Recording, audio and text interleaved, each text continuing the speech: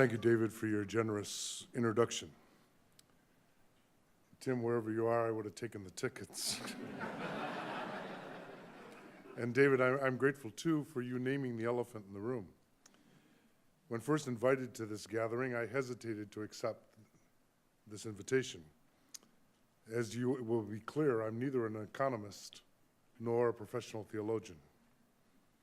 However, the thought of a roundtable discussion on the moral economy with some real luminaries seduced me. I saw a singular opportunity to learn. But then came the horrible revelations of this past summer.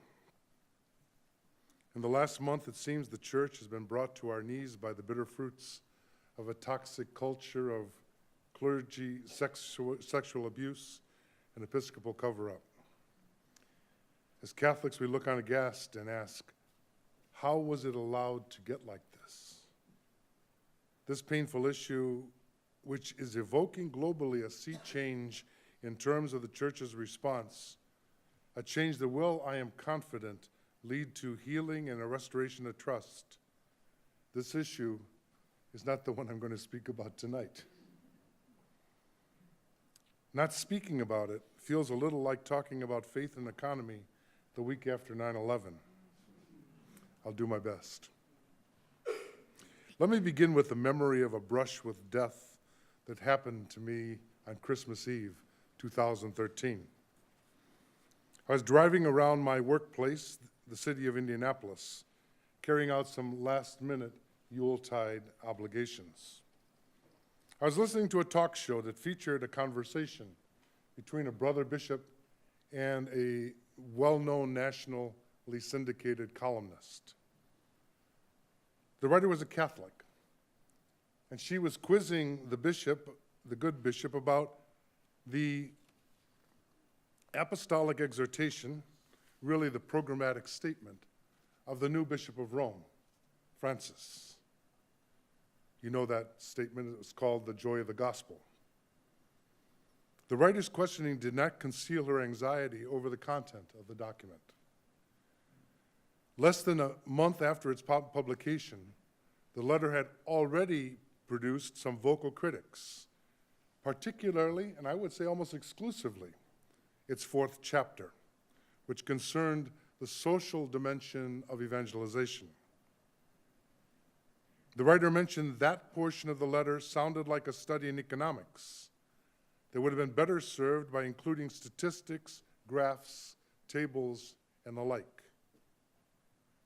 Other critics interpreted Chapter 4 as a thinly disguised attack on capitalism. According to the journalist, many of her readers confessed to simply being baffled by it. Was the Pope criticizing the United States? Was he a socialist? The good bishop sought to reassure the perplexed writer and glibly observed, he's from Latin America. They all talk that way. That's when I almost drove into a ditch. The prelate's dismissal of Pope Francis, whom I had met 8 years before, seemed to have been based on a sort of crude chauvinism. But perhaps the bishop had a point. Like all of us, Pope Francis's vision cannot be neatly truncated from his life. He's nobody's fool. As a son of the global South, he has seen the game played for too long for him to sugarcoat. He knows that scarcity begets scarcity, and that people who feel abandoned by their brothers and sisters soon join in on the action of unraveling solidarity. There is no doubt that Francis's rhetoric can be blunt, as he demonstrated in a video conference to an assembly of community organizations that met in Modesto, California last January. This is part of what he said. The system's gangrene cannot be whitewashed forever, because sooner or later the stench becomes too strong. And when it can no longer be denied, the same power that spawned this state of affairs sets about manipulating fear insecurity, quarrels, and even people's justified indignation in order to shift the responsibility from all these ills onto a non-neighbor. Recalling the question in Luke, who is my neighbor? Presuming that there are some who are not. Such apparently apocalyptic discourse alarms or angers many.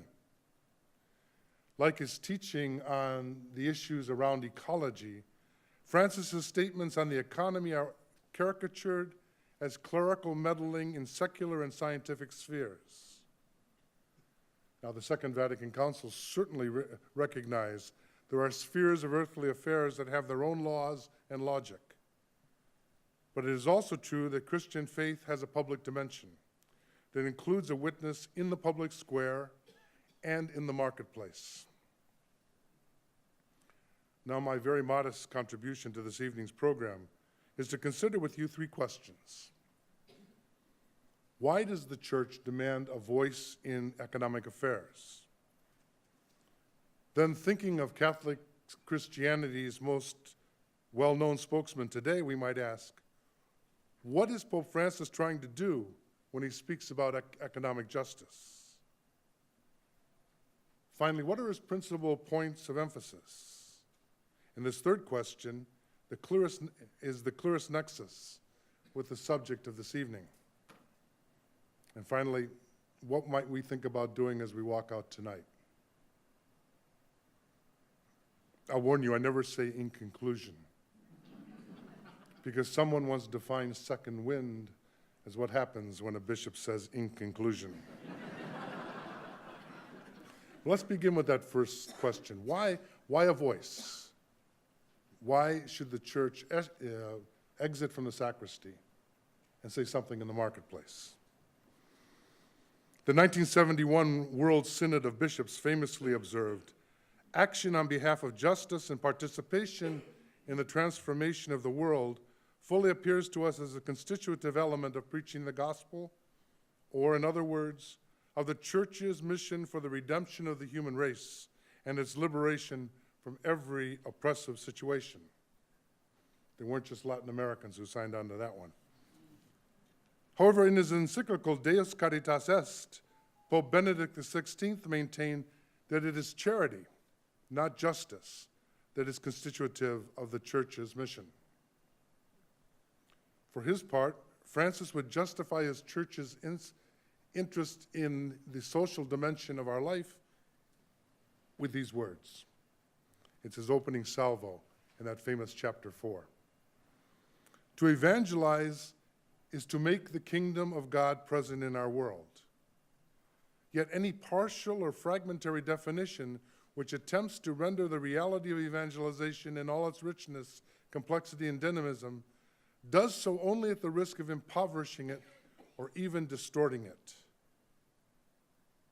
In the joy of the gospel, what Francis intends to do is to share his concern about the social dimension of evangelization, precisely, and this is important, I think, because if this dimension is not properly brought out, there is a constant risk of distorting the authentic and integral meaning of the mission of evangelization. This undertaking evokes many questions. Perhaps you have a few already. What role does Catholic faith and morality play in the world? Is the Christian faith only a reinforcement of a secular ethical code? Is there anything specifically Christian? Francis clearly believes that there is a specific content that goes beyond the field of individual ethics. He stands in a long tradition that proposes that Christian social and moral theology can and must speak to human efforts to structure society. To the purpose of this evening, the Catholic tradition reflects on the economy from the viewpoint of faith, because Christian faith has a public dimension.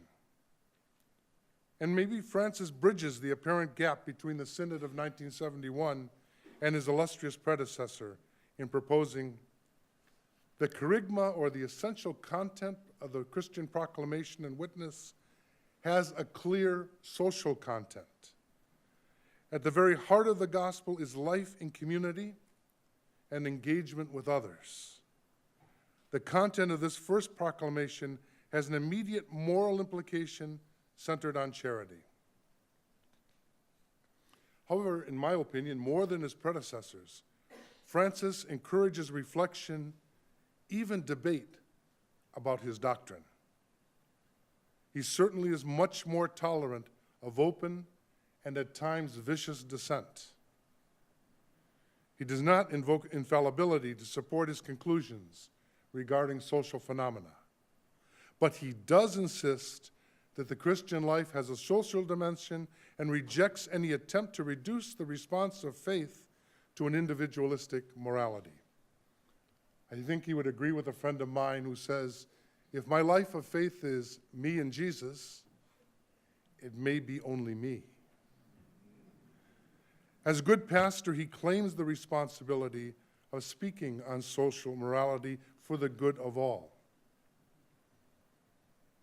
Now, how does he talk? You might say, what is the genre of his moral teaching? Traditionally, it seems there are three ways with which the church has applied its principles and values. And I think you can argue that the three modes or functions correspond to the three missions that each disciple receives at baptism and the community possesses collectively. There is the prophetic function, which denounces the distance between human decisions and structures and the revelation of God. The church denounces social injustice, the violation of human rights, and the dignity and the structures of sin. This prophetic function was introduced by the great figures of the Hebrew Scriptures, people like Amos, Micah, Jeremiah, Isaiah, and other prophets. The people of Israel were called to a prophetic vocation. By living faithfully their covenant, their values and behavior would witness to God's reign. Jesus exercised a prophetic function and called his disciples to be salt and light, forces that gave flavor, function, and light in the world.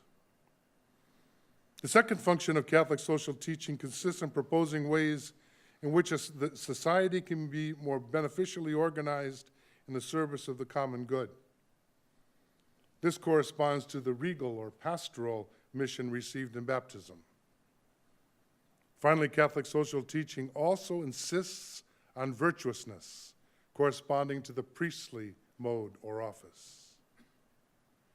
Beyond what personal virtues we practice, there is a need for social virtues.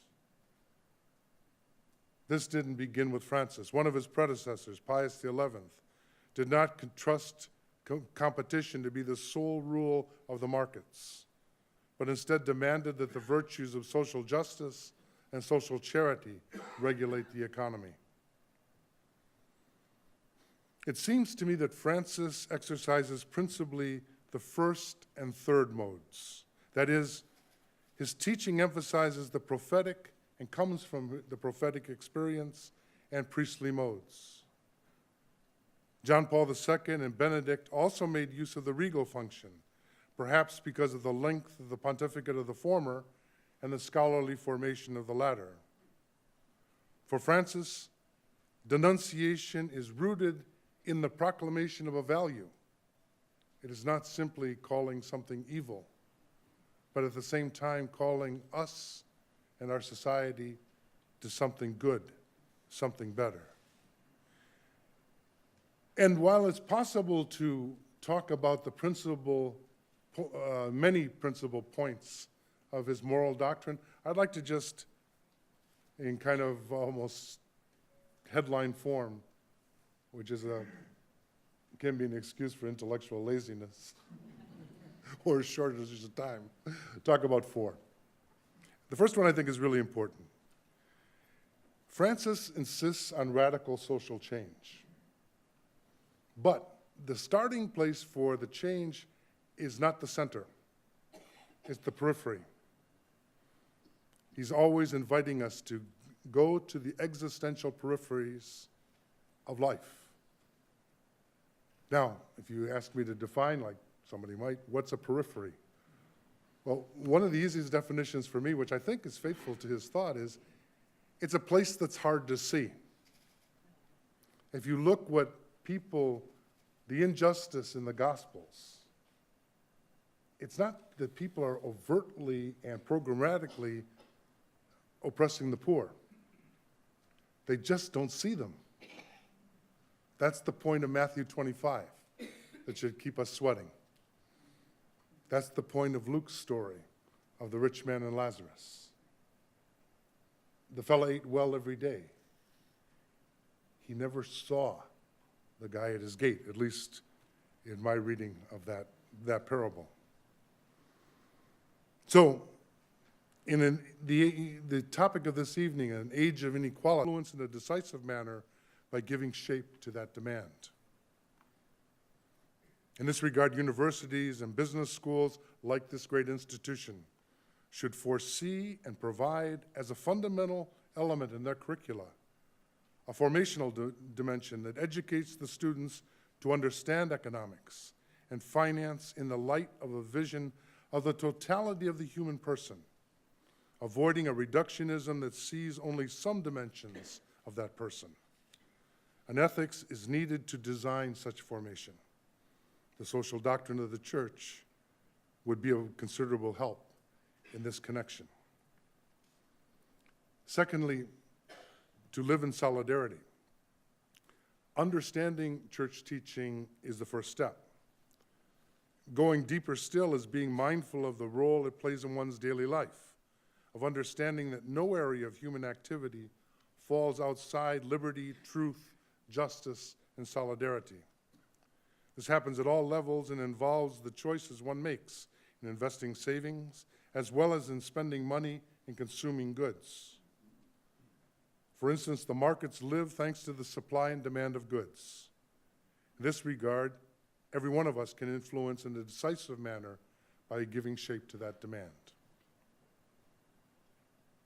Solidarity also involves making decisions at a higher level should one's responsibilities overlap in these areas, as in the case with the leaders of banks and government officials with a say in passing and enforcing financial regulations. The bottom line can't have the ultimate word. The frame for all this is living in solidarity, of using one's goods to promote the good of others, and not merely one's own consumption. And finally, and most importantly on all fronts, do not give in to despair.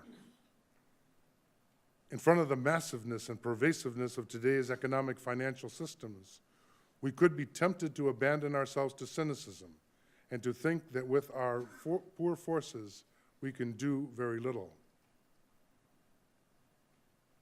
But the Vatican document adds, in reality, each one of us can do so much, especially if one does not remain alone. And here's a takeaway from Francis.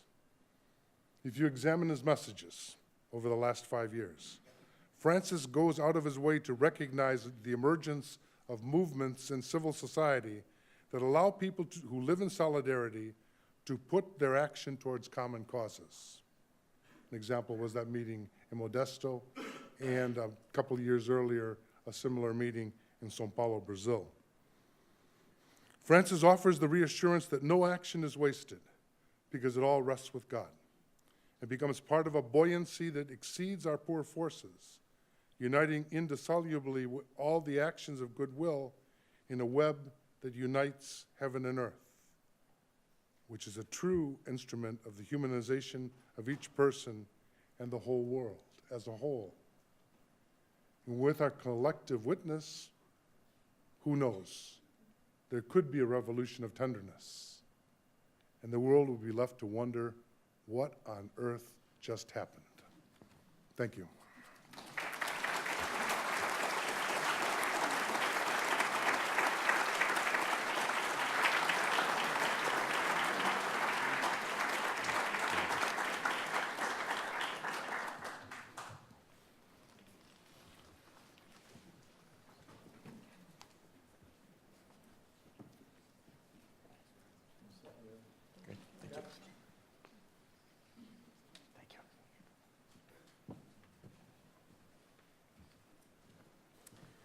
Good evening, Cardinal Tobin. Thank you for those magnificent words and for the opportunity to share some thoughts about moral economy from an economist, so forgive me. But an economist who's learning and in formation with the Church's social teachings, which are of extraordinary, inestimable importance right now. I think what Pope Francis is telling us is one of the few footholds we have on the planet left before disaster. And we really need to understand it and to take it very seriously. And it's a message that does not fit easily with lots of American ideas. Because the American intellectual tradition and philosophical tradition is not the same thing as the Church's social teachings when it comes to economics. And we have a lot wrong. And that's why there's a lot of pushback, partly individual greed and power and abuse, but partly ideas that are received in our community, in our country, not deeply reflected on, but almost taken as part of our normal way of thinking about things, that have become self-destructive and very dangerous for us.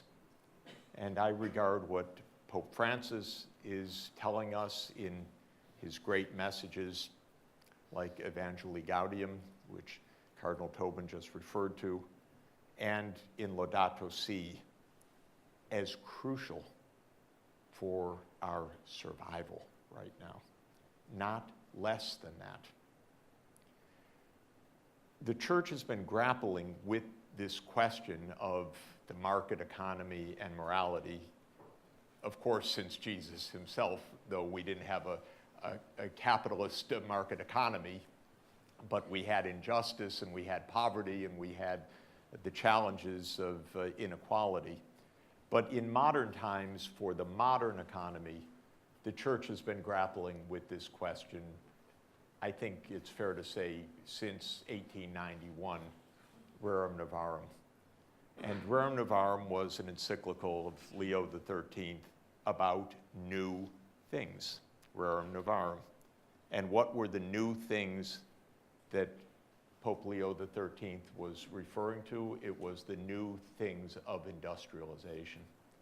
And so the Church began in a very remarkable way to attempt to understand and confront the realities of a modern industrial economy. And my feeling, and coming from outside the Church's tradition, but coming to love the Church's social teachings, a series of great encyclicals has made a unique contribution to clarifying our state of affairs in the world, and a vital contribution that cannot be found almost any other place in global society.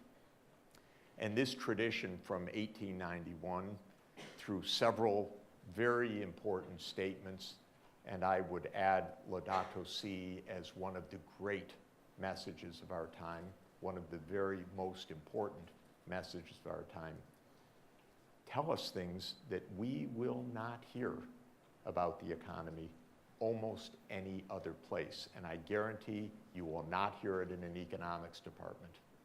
You will not hear it in a business school. You will not hear it in our public discourse. You will not hear it by our congressmen and senators. And so we have to listen and understand very clearly what are these messages of the social teachings. Why are they special? And why do they rankle the American sentiment? Because they do. The American sentiment is not a Catholic tradition. It is a Protestant tradition, that came in a very particular line of thought, which is, in my view, a little weird.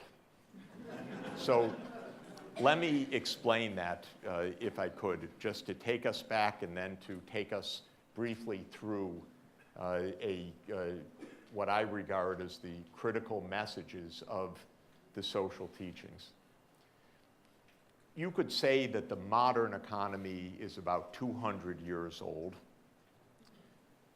I like to date it to a famous year, 1776, which you know is especially an important year because it was the year that James Watt patented the steam engine.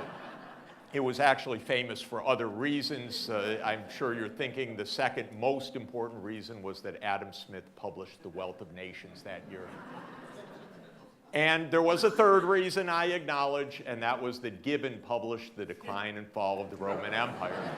And something else happened that year also. So it was a rather extraordinary year, and one could say that the industrial era began at that time. But I think it's right to say, by the way, that capitalism began a couple hundred years earlier. And I would date capitalism actually even to 1492 in a way, because that was the birth of the global economy. And global capitalism began with the voyages of Columbus and da Gama. And modern capitalism, one could say, began with the East Indies Company of Britain, formed in 1600, and the East Indies Company of Holland, formed in 1602. Now, why am I taking us back all the way to then? Because the birth of corporate global capitalism was not nice. It was a mobilization of greed and force for accumulating wealth, and it was ruthless in its birth. It was incredible in the energy that it unleashed. People would cross oceans, cross continents, go into the most distant lands in incredible peril to make money and to form global industry for the first time. And many of these industries were based on a good modern principle of business, addiction. Europe became addicted to sugar, and so it created slave plantations in the Caribbean in the corporate form. This was really one of the first global enterprises. So capitalism did not have a nice start. It was harnessing self-interest and greed, and all the energy that comes out of that, because it's real, that is a real motivator. And it created a scale of global economy that had never been seen before. Because up until that time, economy was local, basically, and it was local villages and subsistence agriculture. I mention all of this because I want to tell you just a word quickly about where the Anglo-American intellectual tradition came from. It came from that start. And it came from the idea that that unleashing of individual energy was the key, and actually, paradoxically, good, because suddenly you had the motivation and the freedom to go out and conquer the world. And the first clever, witty, and influential statement of this idea was in a famous poem called The Fable of the Bees by Mandeville in the early 1700s.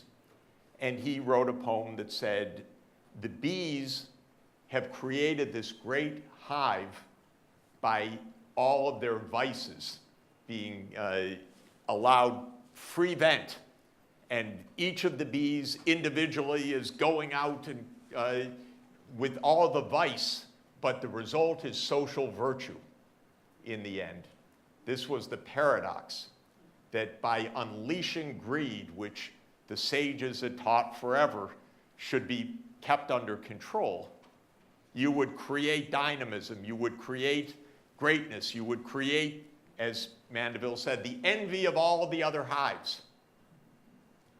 Adam Smith, who was a very clever man, actually a wonderful man in many ways, took the idea and it became called the invisible hand. And in The Wealth of Nations, Smith says something quite clever, which is we don't expect our dinner from the baker and brewer out of their goodness of heart, but out of their self-interest. And he said that by each individual pursuing what they want, you get the collective wealth of the nation. So Mandeville wrote a poem, and Adam Smith wrote a very good book, very clever about the division of labor and how markets work. But it was based on the idea, unleash your inner freedom. Go out, get wealthy. Go make money. Go seek your profits. And basically, step by step, it became first a tolerance of, a rather ironic acceptance of greed, and then a celebration of greed. Because by the 19th century, in my field in economics, people were taught, and the mathematicians in my field started to write it out, people have their ambitions and their tastes, and they should maximize their utility. And their utility depends on what they can buy. We were turned into consumers, or what they can maximize in their profits. And about 2,000 years of good thought that greed isn't really good for the soul. It's not necessarily good for the community. It's not necessarily good for your inner makeup or your well-being or what Aristotle called your eudaimonia, your thriving or your happiness, basically went out the window. And we, in my field, created the weirdest anthropology, which in this sense means the science of human nature, that said people are selfish, greedy, but that's okay because the invisible hand will create a prosperous society together. We actually believe that here. We teach that here in bad economics courses. I know, I took one. It took me a long time to understand what I was being taught. It took a long time for me to even have the intellectual foundations to understand how it fit in a very odd way to more than 2,000 years of thinking about human nature and how peculiar it is. Because what did the sages teach, both in religion and secular philosophers like Aristotle, who is for me one of the most important and greatest thinkers? First, they had the concept of formation, which is that you can only live decently with good formation. You need education, you need mentoring, you need good examples, and by that you turn your impulses in the right direction, and you form a disposition to do good. And a very important concept also in the church's teachings, and taken in a way from Aristotle also through the church and through Aquinas, was the idea of cultivation of virtues and formation of virtues. And Aristotle said, wealth isn't bad. You know, you need a certain amount of wealth so you can have a contemplative good life.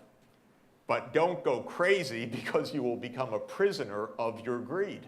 You will become insatiable in your wants. It will take over your psyche, and it won't be good for your society.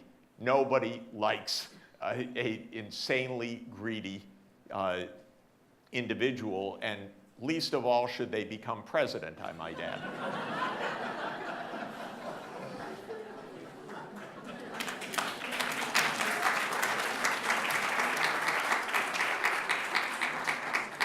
So this became our tradition, and it culminated in what Aristotle would have called a category mistake. And that is the idea in America that Ayn Rand, who is a third-rate novelist, is a philosopher. Because she taught the horrifying end limit of this. Honestly, it makes your skin crawl if you read what she actually wrote in John Galt's 100-page screed in Atlas Shrugged, for example, where it finally culminated that not only is greed good and individualism is the whole story, but if you so much as smile to a poor person, you are debasing yourself. You are making yourself a prisoner to that beggar, to that taker.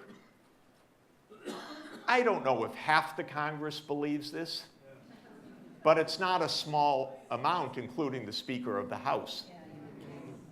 It's unbelievable. So there's really something weird in the air in our country. And we need to understand that.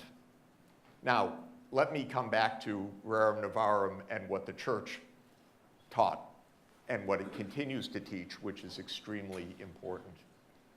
The first thing was the church, and it's actually almost the whole thing, although it's so beautifully analyzed and discussed in many different facets.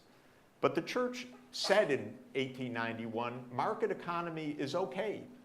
It gives human freedom, it can be efficient, it can create incomes, it can create jobs. But it is not the end in itself. The end, the telos, as Aristotle would have said, the purpose, as Cardinal Tobin said, is human dignity and well-being. It's the common good. And so the church said in 1891, market economy, but within a moral framework. The moral framework means the common good as defined by dignity for all. Great. We need to keep the moral framework of our economy. And it has slipped the tethers. And in this country, and strangely, it's an Anglo-American thing because of this philosophical direction, which already going back, I won't go into the whole thing, but going back to Hobbes, rejected Aristotle, said people are miserable, there's no good to be had anyway, so they ended up, you might as well be greedy. Because everybody's miserable and fighting each other anyway. And if we were a kind of minor country in the world, we'd be viewed as odd by others, and we'd probably get over it. But history, for a number of interesting reasons, gave global dominance to the Anglo-American approach to the world for 2 centuries. People here like that. I'm not so happy with it.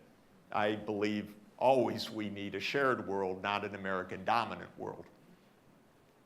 But it did create this odd sense.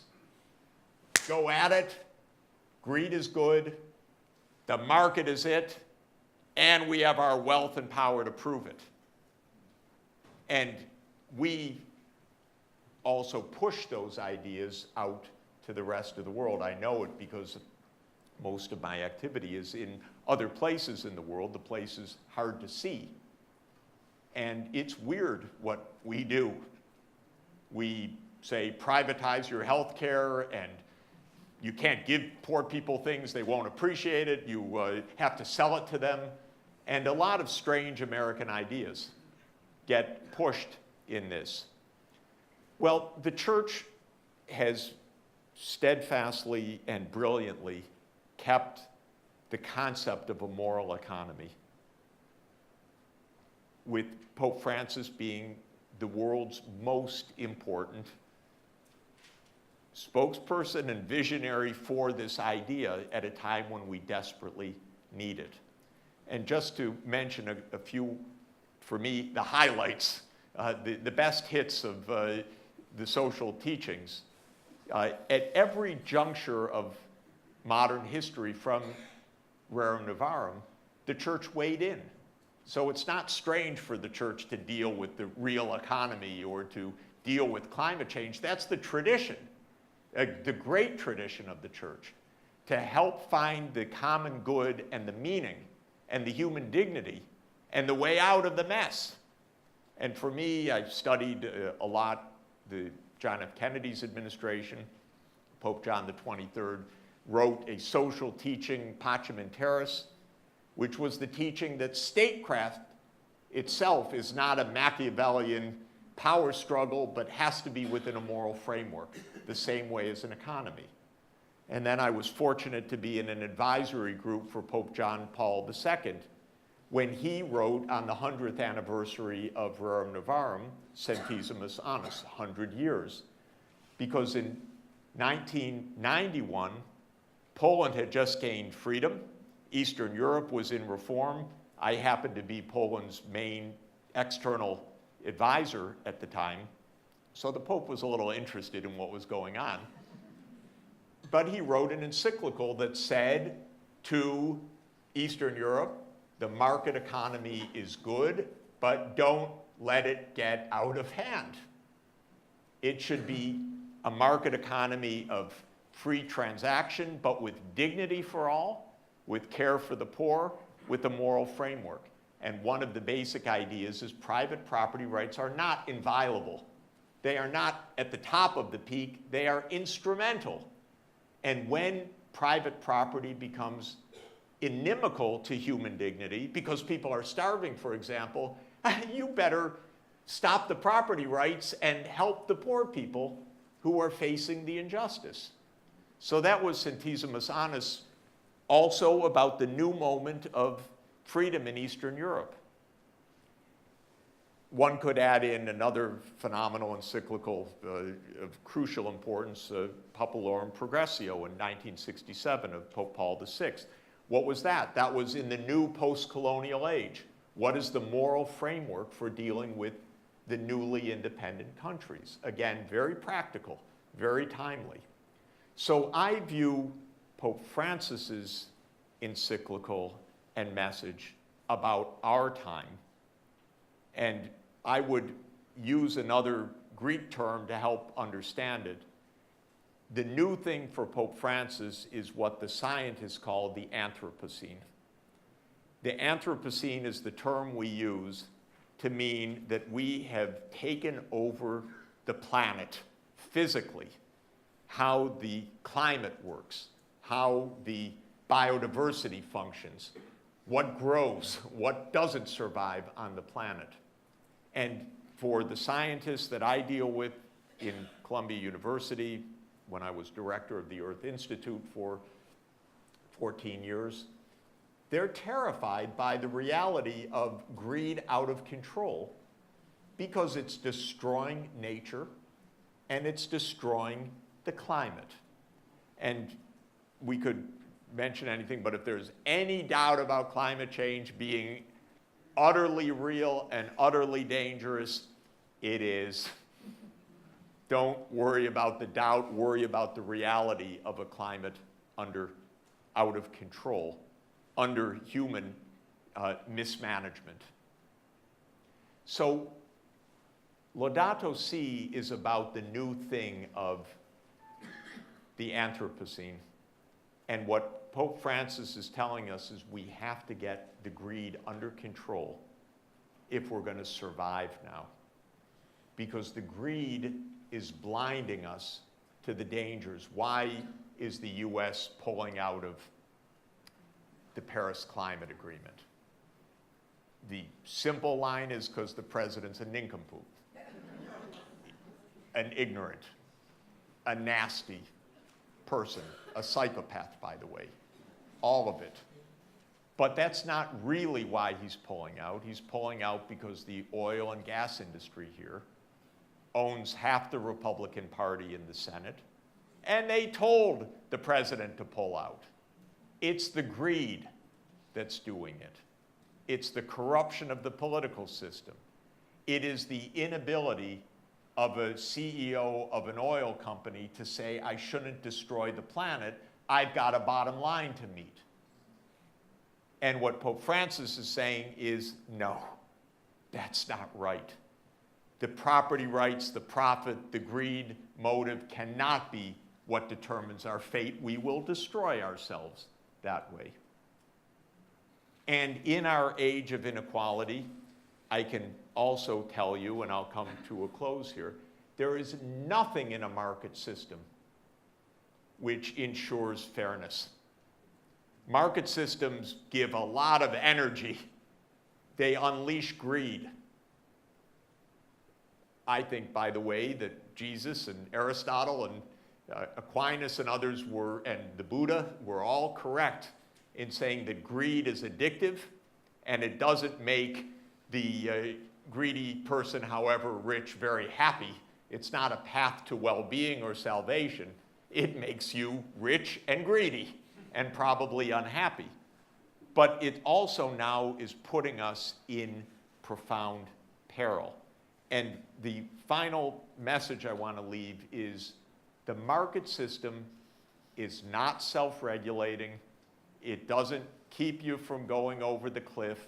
It doesn't save nature by itself. It doesn't stop inequality from widening out of control. Today, Jeff Bezos is worth, and I checked it this afternoon, $162 billion. And he fought like heck to stop a modest tax in Seattle to help the homeless. You know how much interest he charges? What's that? You know how much interest he charges if you don't pay your Amazon bill? 3%. Yeah, 23%. I should know because I am addicted to ebooks on Amazon, so it is a real problem. We need, therefore, to keep the core alive, that there needs to be a moral framework. The moral framework is dignity and the common good, not to destroy the physical basis of our lives, not to let climate change run wild because oil companies lie in order to keep pumping their product, which is exactly what they do, not to admire these gazillionaires and say, oh, isn't that wonderful, all of the fantastic things that they're doing. I want to know what they're doing with the wealth. And so far, I'm not impressed. And Jeff Bezos, he wants to go to Mars. How about Earth? How about some of the problems here? By himself, he could be ending malaria. He could be saving hundreds of thousands of lives easily if he paid any attention at all. But he doesn't. And we praise these titans of industry, and we shouldn't, because we should demand the common good. Final thought, Pope Francis made a wonderful, crucial call in Laudato Si for what he expressed. He said, our interdependence obliges us to seek a common plan for our common home on earth. So he recognized we're so globally interdependent, we must have a global strategy. And Pope Francis came, you'll recall, to the United Nations on September 25th, 2015, called on the world leaders in the General Assembly, you must do for the common good. And the world leaders adopted by acclamation just at the end of Pope Francis' speech the Sustainable Development Goals, which are a fragile handhold in practical terms of diplomacy for trying to put the ideas of decency, fairness, and environmental sustainability in the global frame. And a few weeks after that, Pope Francis played behind the scenes an extremely important role in helping to complete the Paris Climate Agreement, also universally adopted by 193 countries. We are struggling now to honor human dignity and decency, and Pope Francis is the most important person on the planet to help us find our way to do that. Thank you.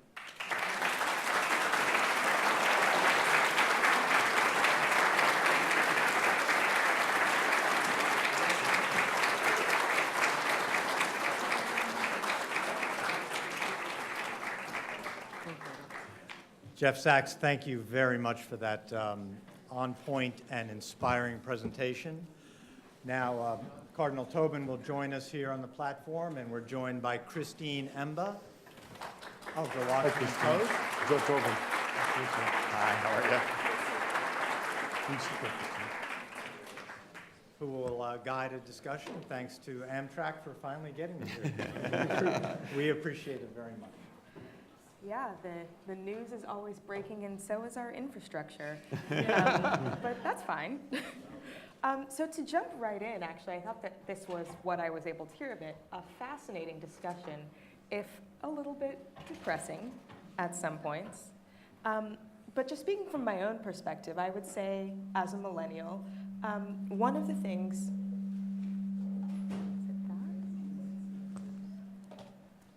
that I've been seeing a rising amount of interest in, both in the church and in our political system, is an interest in socialism or democratic socialism, or some somewhat more involved economic system than the market economy that you, Professor Sachs, say is so productive.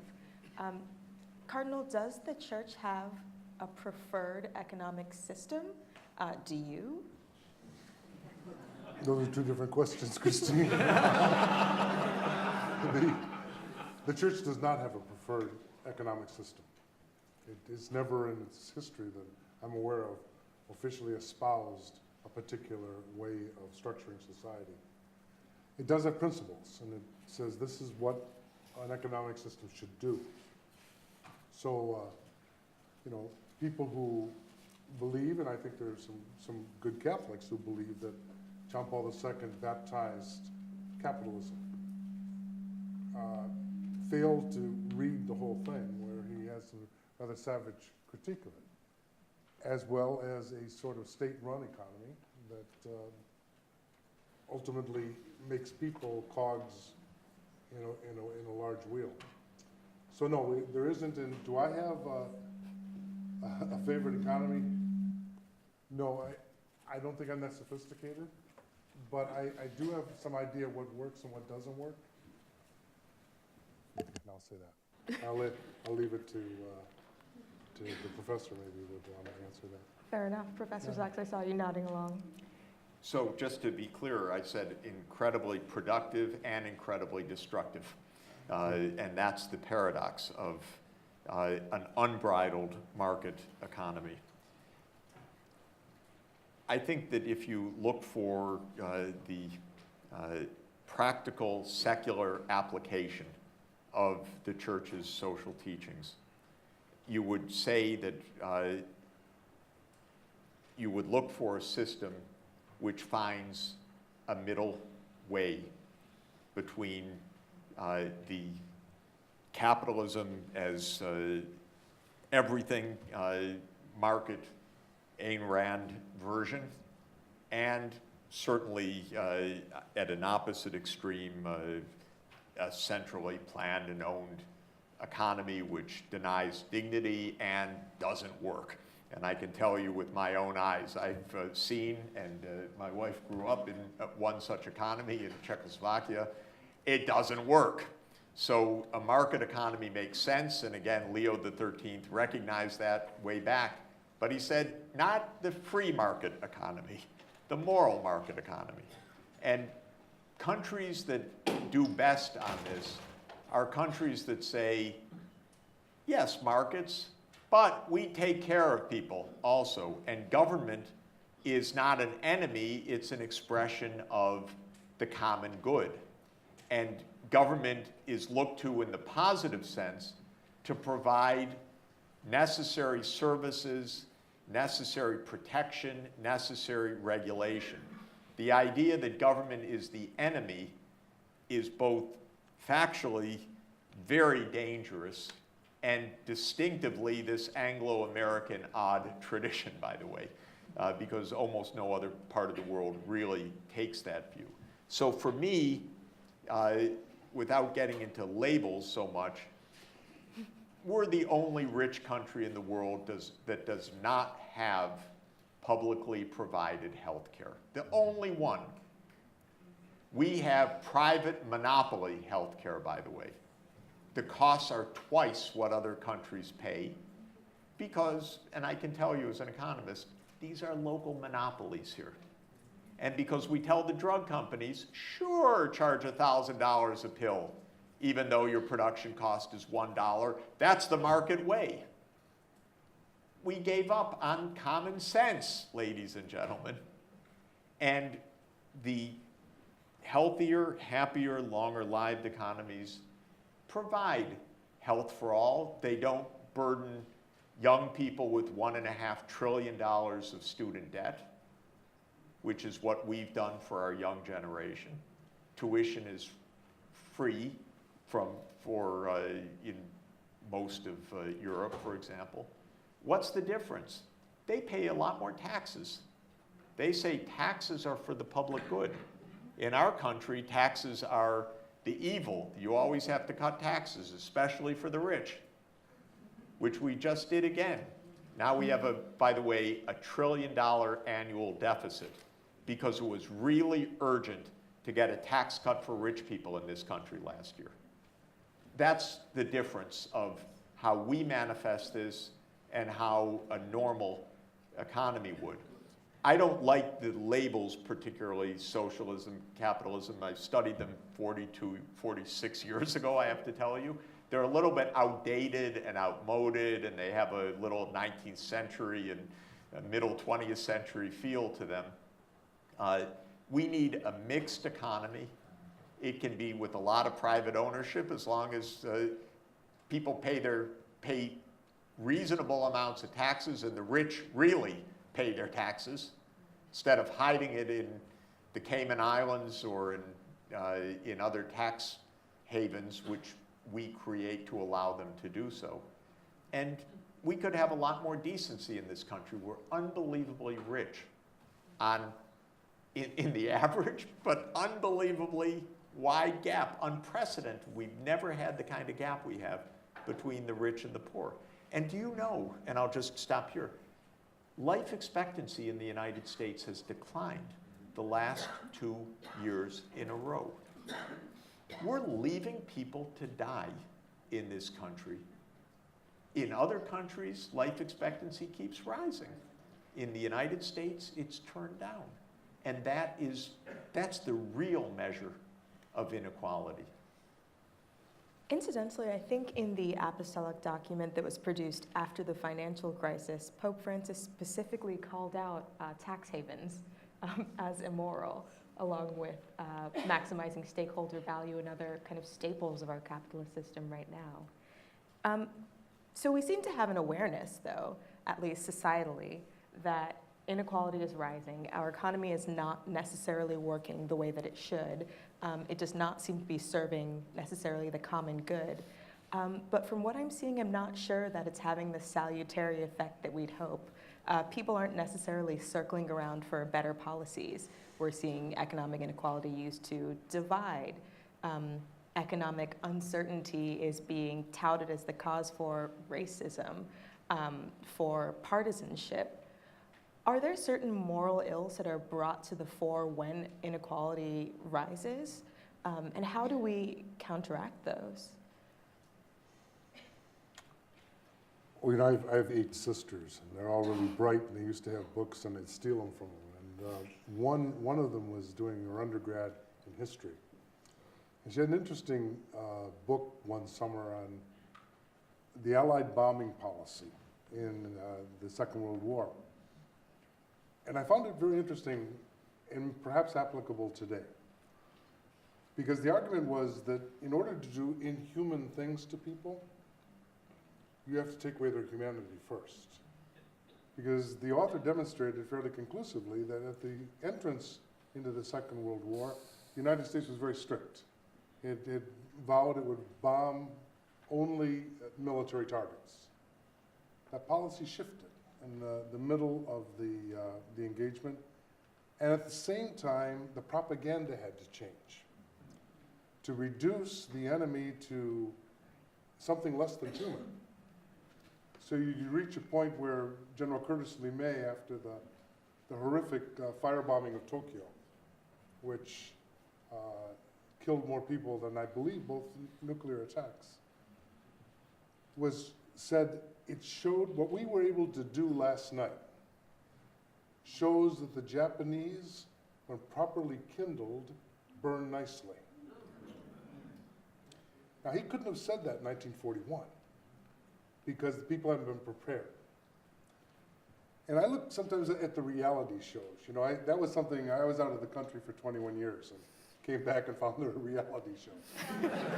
Perfect example of where we are today. And a lot of them are about the poor and lampooning them and pointing out all their vices and their bad habits. And the argument is, you don't have to help people like this because they're less than you are.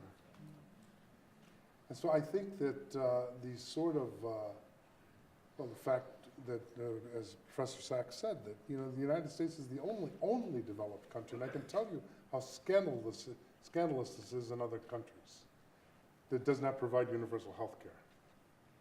I just can't believe it. But we can live with it because we've made the poor something else. They're on the periphery, and we don't see them for who they really are. Microphone, please. We have difficulty hearing on this side. I'm sorry. Use the hand mic. Okay, how about if I move it up here, can you hear me? Use the hand mic? That is a recording device. Okay. That's for the recording, I think, for the video. Sorry. Sorry. Yeah, I'll speak loud. Okay. So, Oh, there's him. just turn that on. Turn this one off. Okay. Why don't you ask Professor Sachs a question? Technology Gotcha. from the markets. We're learning so much.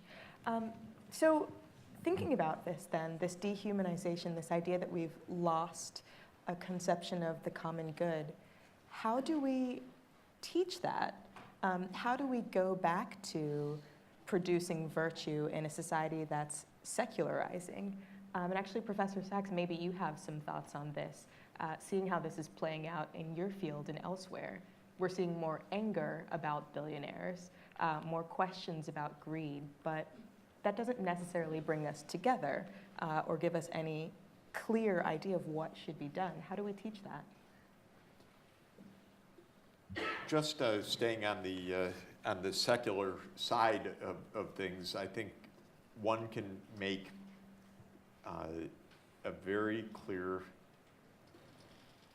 I find very persuasive and powerful case that this isn't working for us right now.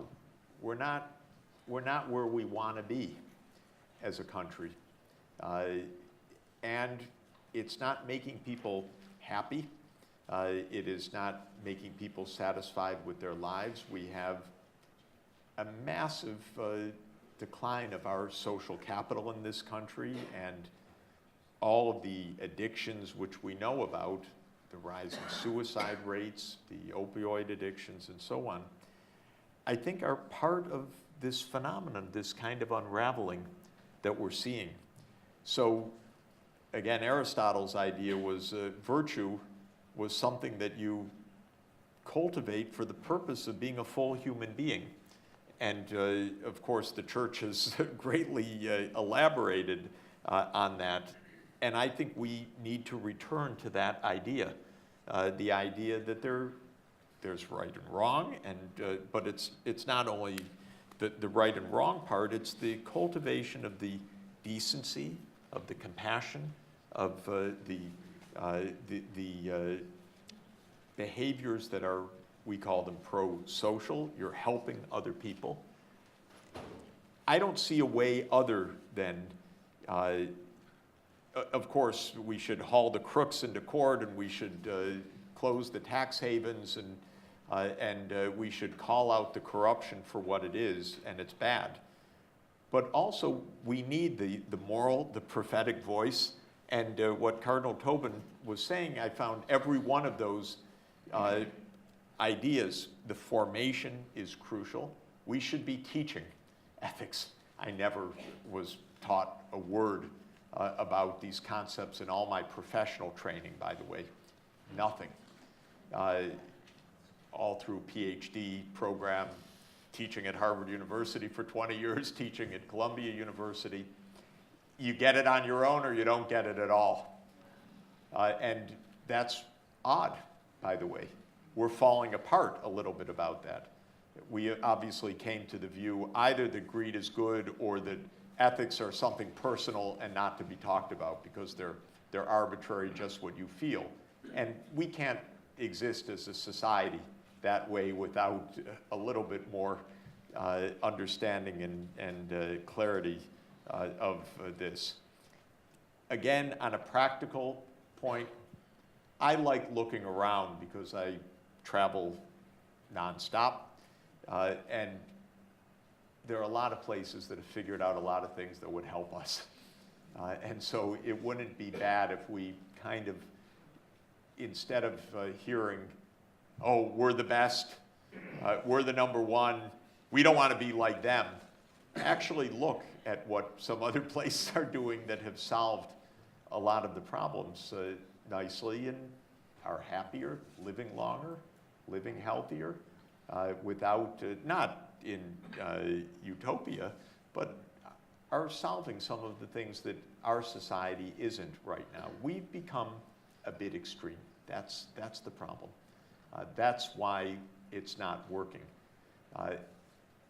And one obvious final point about this, the American people on the whole, according to what we know about opinion surveys and views, mostly pretty normal, pretty decent, wanting something better, but also our politics are very corrupt now, driven by money, by big interests, by the swamp that just keeps expanding, with the master lizard now in the White House. And, excuse me, I shouldn't say that. I should just say the psychopath in the White House. And I don't apologize. I want to be clear. We've got a real problem, as somebody explained in the New York Times op-ed today anonymously. Somebody wrote, there are adults here trying to keep the tantrums under control because we're in a lot of danger. Was posted today in the New York Times. I believe that to be true from close observation. So we need to regain some control over these worst impulses so that we can begin to solve our problems again. So oddly in that op-ed, actually, the anonymous author, apparently there was an op-ed published in the New York Times today by an anonymous... Sorry about that. Didn't mean to mention the competitor. You know, some people get scoops sometimes and we get them the rest of the time. It's fine. We're all serving the greater and common good here. Yes. In covering this presidency. One of the notations, though, that this anonymous commenter made was that, you know, don't get me wrong, Trump is amoral. He's, you know, a danger to our democratic health. But he's cut back on regulation and instituted tax cuts, so he's still done pretty good things, which was an odd justification, I thought, for defending an otherwise seemingly, from this letter, indefensible administration. Good textual reading. I agree with you. I'm an editor as well as a columnist. Yep. But Cardinal, so to this question, actually, what does the church do to model, I guess, this better sense of a moral economy or the common good? I mean, I've heard from church employees that actually the church does not provide equal maternity and paternity leave. What could change, and what are you doing well, do you think? Yeah, I think in a lot of ways of economic justice, we don't walk the talk.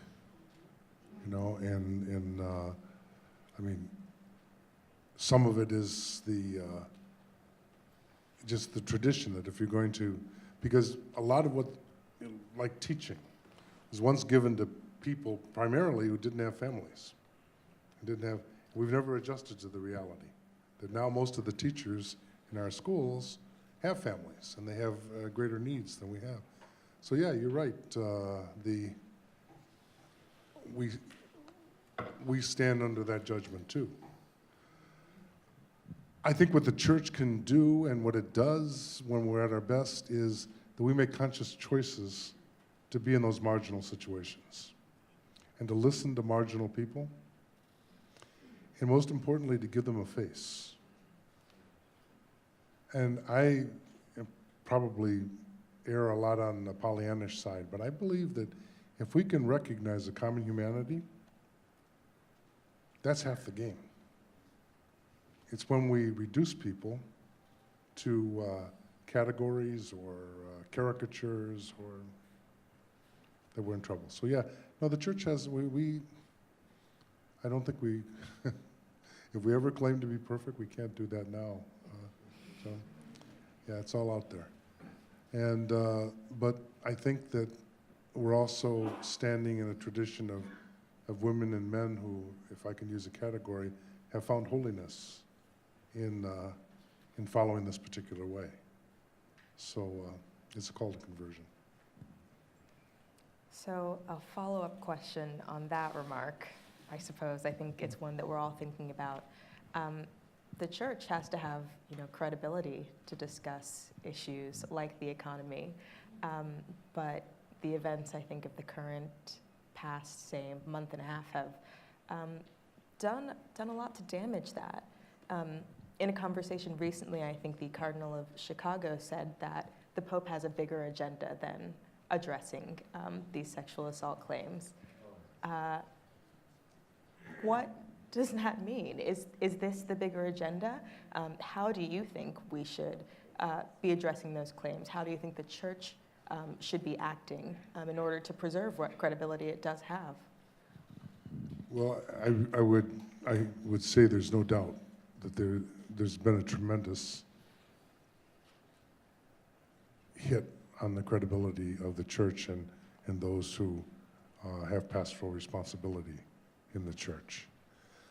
That affects everything that we say, because it's always, and I don't know, I think what we can do is serve the truth about misconduct or the truth about cover-ups, but also the truth about human beings. And there are going to be people who, I think, won't listen. We have to humbly and speak the truth and trust that the good is greater than us. And but yeah, I mean, I think most of us who have been close to this scandalous, horrific situation don't have pat answers. Understandably so. So, Maybe, could I mention a very different line, but a question was often asked provocatively after Laudato Si was released. What does the Pope know about this? And same might be said about the economy. Why should the church speak about these issues? Not only for the reasons that I've stated, that this is a phenomenally deep and rich and powerful and accurate tradition. So there's a tremendous depth of knowledge and insight that is the foundation. But also, I think it's important for people to appreciate how much effort goes into collecting the best scientific evidence, the best data, reflecting on the actual fact base, for example. And in the case of Laudato Si', I was lucky, very lucky, to participate in a series of meetings at the Pontifical Academy of Sciences, which is a unique institution in the world, of a scientific body at the cutting edge of world science, but inside the church, because the church wants the best knowledge and it wants to put faith and reason together. And it's not meaning to make flippant statements, but actually to understand as deeply as possible the natural and the scientific base of all of these issues. Similarly, the Pontifical Academy of Social Sciences brings economists, sociologists, and other social scientists together from different religions, different parts of the world, for very in-depth discussions and absolutely remarkable discussions and reflections on these issues. So I often find it ironic and very badly misinformed when the criticisms of Pope Francis said, well, how can he speak about climate change? I can tell you that the world's greatest climatologists were in and out of the Vatican for 3 years, discussing in depth, debating and reflecting on the realities. And then the Pope took this in moral, pastoral, theological, ethical, policy terms also.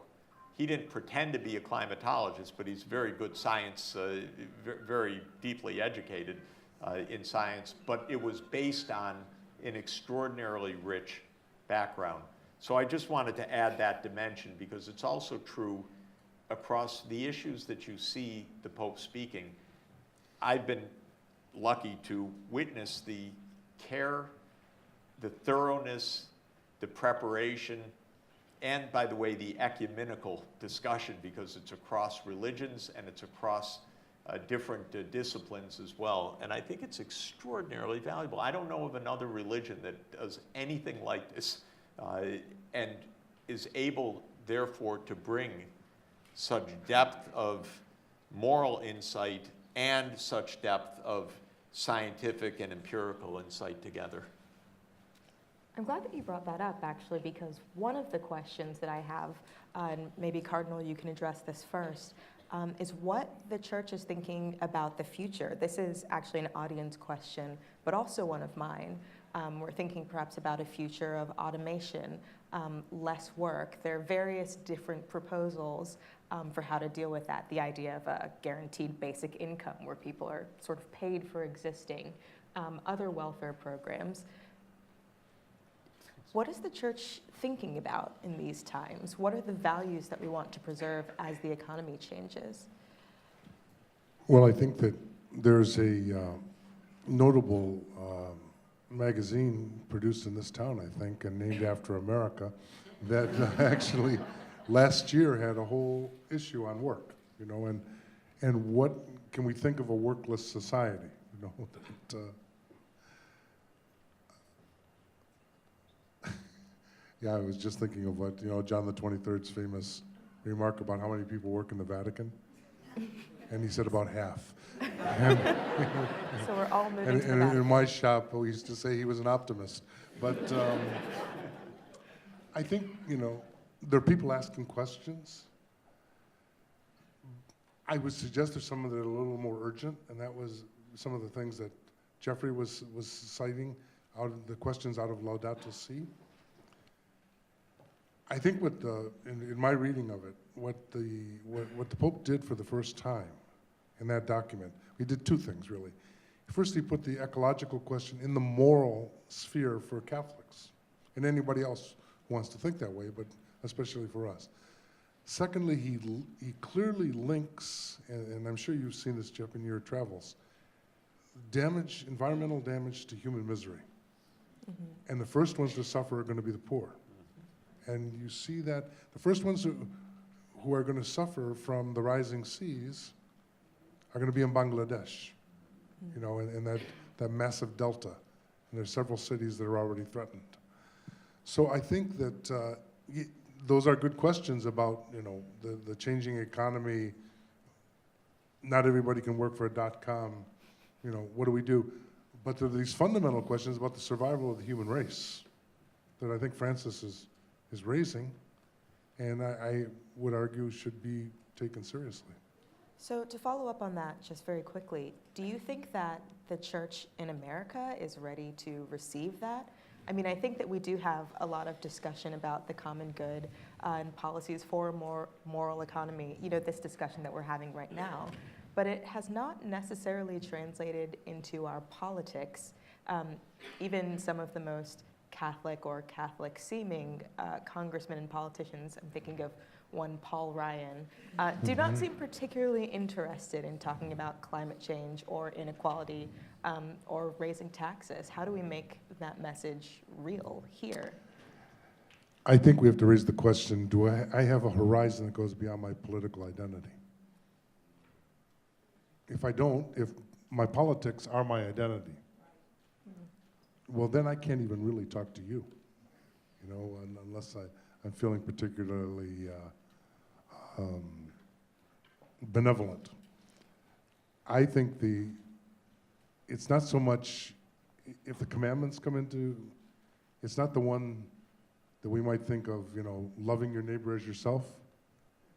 It really is, from a faith perspective, it's the first commandment. That I'm God, have no other gods before me. I mean, what has the ultimate claim on me? And if we're not able to answer that beyond a political identity, then I think we're really in trouble. And so politics are a secondary question. It's the ultimate claim that I think makes the difference. We heard a nice definition of that by a professor at Notre Dame last week. He called it the religion of money theism. It's catchy. I'm going to steal that. And I think that is, I told him that, could I steal that? It's a great title for a book. But I think he got that exactly right. And by the way, just to mention out of curiosity, I know 3 meetings at the Vatican coming up. I'm co-organizing one of them. And then there are 2 others on the future of work topic with experts from artificial intelligence, from the tech industries, and so on. That's the church working. What's happening? What's likely to happen? What does it mean in practice? These are 3 big meetings coming up. Experts together with Vatican officials, together with outside business leaders and so on. Because when an issue is so important, the church's reflection, in my experience, is to study the problem carefully. And also with the great network of great universities that it can draw on, like Fordham and Notre Dame and others, it's a phenomenal capacity to take the moral and the real practical, immediate, new situation that we face, and we really need to keep doing that.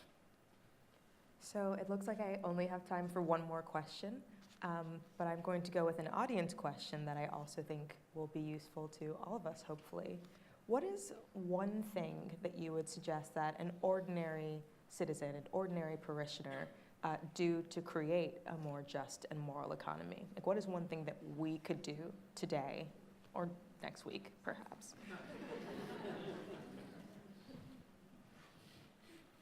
Invite an immigrant family to have supper.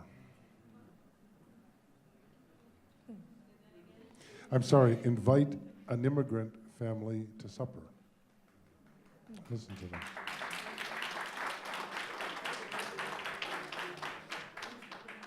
Professor Sachs. I'm leaving it with that. Okay, well, we all have our dinner plans sorted out then. Thank you guys so much. This was a really interesting discussion. Thank you all. Please join me in thanking our Thank you very much. Thank you, very good.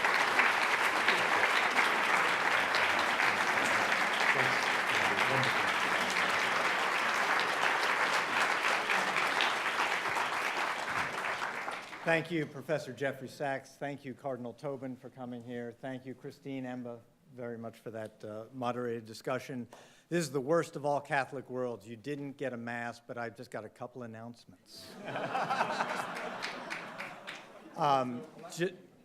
Just wanted to thank you again for being here. Thank you for supporting the CRC, the Center on Religion and Culture. Next event, excellent event to bring to your attention, September 24th. This year is the centenary of the birth of Cardinal Avery Dulles. And we're having a day-long conference, including an evening event sponsored by the CRC, featuring our own Elizabeth Johnson, giving a keynote talk. We'll have Peter Fahn, Father Joe Kamonchak in the evening. Please stay tuned to your mail inboxes for information about that event.